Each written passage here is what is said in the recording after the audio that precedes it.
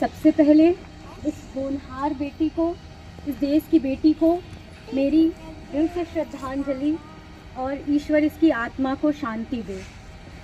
इस बेटी के साथ जो बर्बरता हुई है, जो दुर्व्यवहार हुआ है, ये मैं जब सोचती हूँ ना तो मुझे आत्मा से बहुत कष्ट होता है।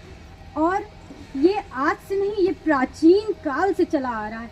स्त्री को सिर्फ एक वस्तु और पुरुष को एक संपत्ति माना जाता है हमारे इस समाज में, हमारे इस देश में। और ये सब चीज़ें ऐसे नहीं रुकेंगी। इनको रोकने के लिए ये जो हम लोगों ने एक मुहिम लोगों को इकट्ठा किया है, और जो सर ने ये श्रद्धांजलि की एक सभा सम्मिलित करी है, तो इसके जरिए हम लोगों को एक मुहिम उठानी पड़ेगी कि हमारे देश की ही नहीं, हमारे और दुनिया की बेटियों को कम से कम समाज में एक इज्जत से रहने का दर्जा मिले। आवाज़ नहीं। और इसका जो मूल कारण है, मेरे ख्याल से तो इसका मूल कारण हमारे देश में जो ये नग्नता है, ये लिव इन रिलेशनशिप है, और ये जो बॉलीवुड की एक्ट्रेस है, ये भी कहीं ना कहीं जिम्मेदार है। मैं खाली इसको पुरुष को जिम्मेदार नहीं मानती हूँ, मैं इसमें बेटियों को और महिलाओं को भी जिम्मेदार मानती हूँ। माँ बाप जो है अपने बच्चों को छूट देते हैं, लेकिन कहीं ना कहीं वो बच्चे उस छूट का बहुत ही गलत फ़ायदा उठाते हैं। हमारे देश में जब सरकार आई थी, जब योगी जी आए थे, तो उन्होंने आते एक बात कही थी कि अब आज के बाद से हमारी बेटियां रात में 2 बजे भी निकलेंगी, महिलाएं 2 बजे भी निकलेंगी तो भी वो सुरक्षित रहेंगी। कहाँ सुरक्षित है? रोज कुछ ना कुछ, कोई 6 महीने की बच्ची पकड़ता है, कोई 4 साल की बच्ची पकड़ता है, कोई 34 साल की लड़की पकड़ता है, कोई 60 साल की औरत पकड़ता है। ये कभी नहीं खत्म होएगा।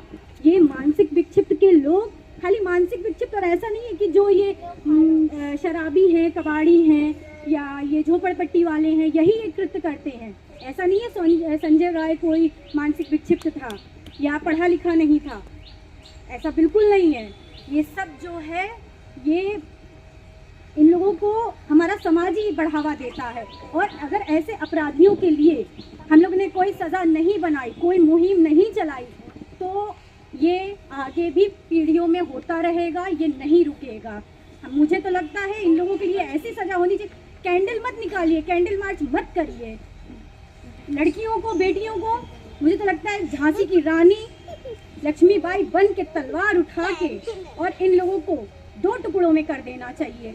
आज कल को ये दूसरी बेटी के साथ हुआ है, आज को कल को मेरा घर भी टारगेट हो सकता है, आपका घर भी टारगेट हो सकता है। लड़कियां कहाँ सुरक्षित हैं? चाहे टेम्पो हो, चाहे रेलवे स्टेशन हो, चाहे बस अड्डा हो, चाहे पेट्रोल पंप। मैम, लड़की कहीं नहीं सुरक्षित है।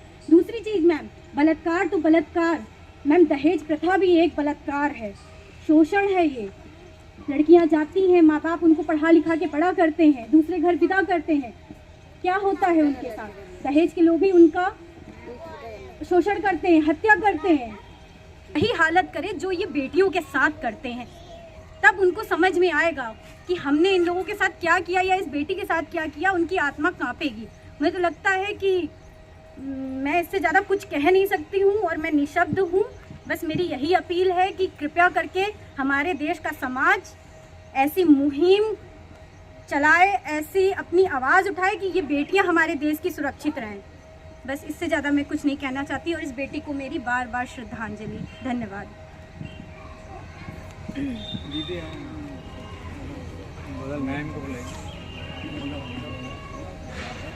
नहीं जाना ही नहीं, बिल्कुल करना चाहिए उनको, क्योंकि उनके हाथ में, बैग में साथ में एक चाकू या कटार जरूर होना चाहिए, जिससे कि वो जाएं और अपना मतलब रक्षा स्वयं कर सकें।